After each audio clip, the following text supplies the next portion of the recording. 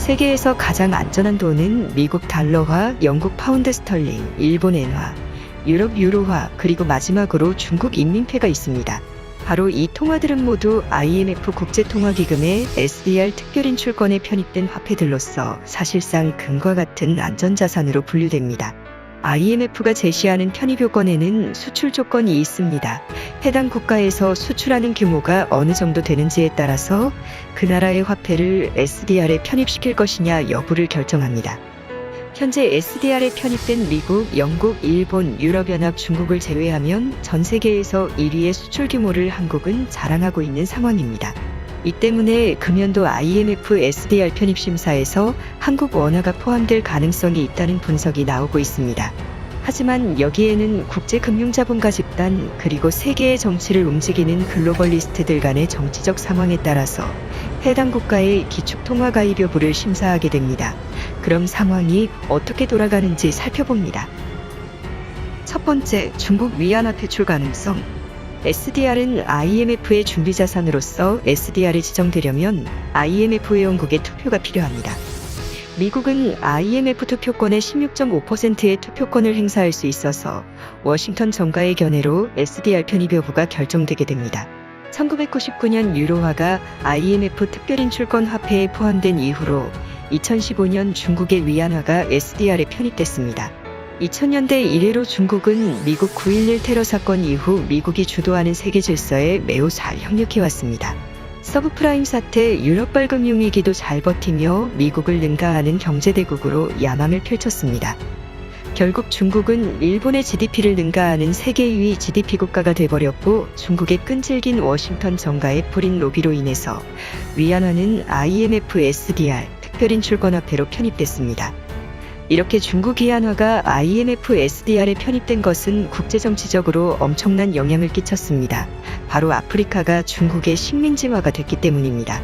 막강해진 위안화 패권을 이용해 중국은 아프리카에 엄청난 위안화를 뿌리며 아프리카 내 인프라를 확대하기 시작했습니다. 심지어 2015년 위안화가 SDR에 편입된 이후로 짐바브웨에서는 중국 인민폐를 법정화폐로 사용하겠다고 선언하면서 중국의 위세가 아프리카에서 엄청난 영향력을 발휘하기 시작했습니다. 아프리카 대륙은 가난한 나라들이지만 가장 많은 UN 회원국을 보유한 대륙입니다. 아프리카의 UN표만 획득해도 UN에서 발언권이 그만큼 세지는 것입니다.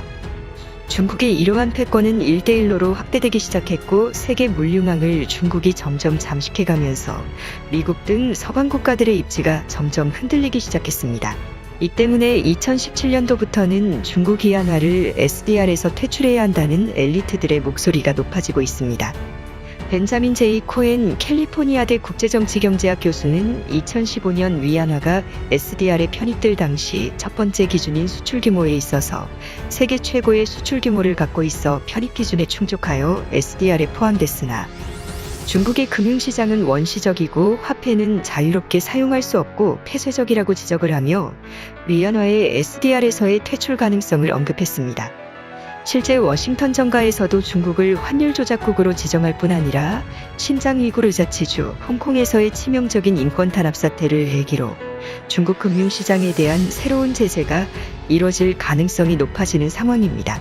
특히 이번 러시아의 우크라이나 침공 사태에서 중국만큼은 유독 러시아의 개방적인 상황이고 특히 러시아가 보유 중인 외환 중의 상당수가 인민폐로 밝혀지면서 중국의 인민폐가 자칫 세계 3차 세계대전을 방지하기 위해 만들어진 SDR의 목적과는 다르게 오히려 세계 3차 세계대전을 일으킬 수 있는 치명적인 정치적 단점이 있다는 지적이 나오고 있습니다.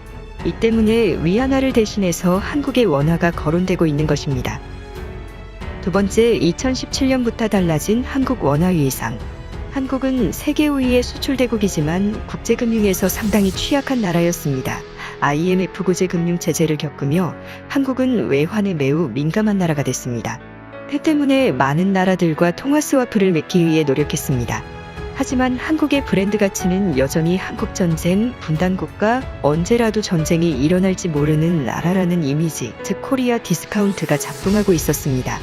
그런데 2017년도부터 상황이 급반전되기 시작합니다.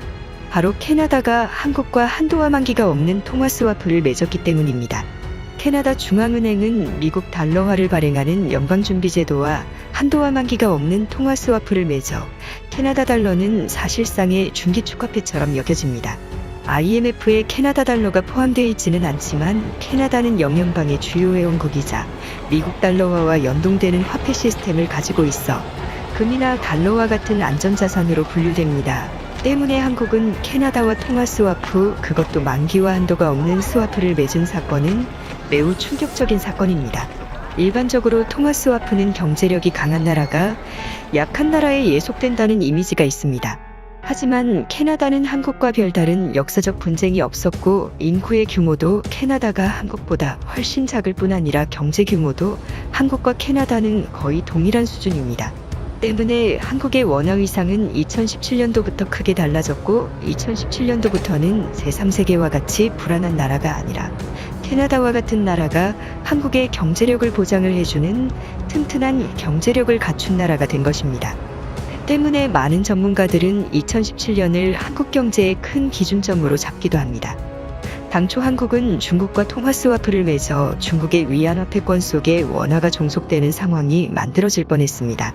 하지만 캐나다와 통화 스와프를 맺은 것은 한국이 캐나다에 종속된다는 이미지가 전혀 없을 뿐 아니라 오히려 인민폐보다 더 강력한 금융적 우방관계를 만들어낼 수 있었습니다.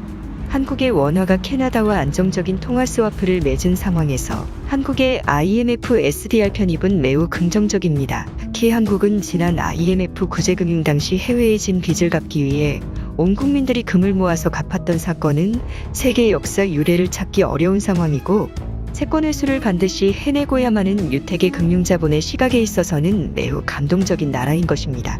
이 때문에 한국의 SDR 편입은 한국 내 여론 조성과 특히 미국 워싱턴 정가를 설득할 만한 한국의 로비력이 있다면 금연도 한국의 SDR 편입 가능성은 매우 높을 것이라는 관측이 나옵니다. 세 번째, 원화가 통용되는 동남아와 북유럽. 중기축 통화가 되려면 한국의 돈이 세계에서 널리 쓰여야 합니다. 물건을 사고 팔 때 원화로 결제가 이루어져야 합니다. 위안화가 축소될 자리를 한국이 메워야 하는 상황인데요. 현재 미국 등 전 세계는 공급망 다변화 정책이 화두인 상황입니다. 한국 역시 공급망을 다변화하기 위해서 중국에서 공장을 빼서 동남아시아와 동유럽 등지로 투자를 늘리고 있습니다. 특히 최근 우크라이나 사태로 위기감이 번지고 있는 중부 유럽 국가인 헝가리, 폴란드, 체코, 슬로바키아 이렇게 4개 나라들은 한국의 새로운 제조업 거점이 되고 있습니다. 현재 헝가리는 한국에게 마치 유럽의 베트남과 같은 나라가 되고 있습니다. 현재 베트남에서 한국은 가장 많은 투자를 진행하고 있고 헝가리에서도 독일을 제치고 한국이 가장 많은 투자를 하는 나라가 됐습니다.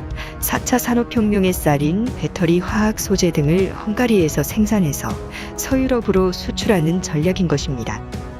이러한 해외에서 원화를 기초로 사업을 하는 한국 기업들의 활동 반경이 넓어지면 넓어질수록 한국의 화폐는 더욱 힘을 얻게 될 것이고 만약 금연도 IMF의 한국의 화폐가 SDR 통화로 지정되어 준기축 통화가 돼버린다면 한국은 캐나다뿐 아니라 세계에서 가장 가치 높은 화폐이자 기축 통화인 미국 달러화와 만기와 한도가 없는 통화 스와프를 맺게 되어 스위스 프랑, 일본 엔화에 이은 믿을 수 있는 중기축 통화 수단이 될 수 있을 것이란 관측이 나옵니다.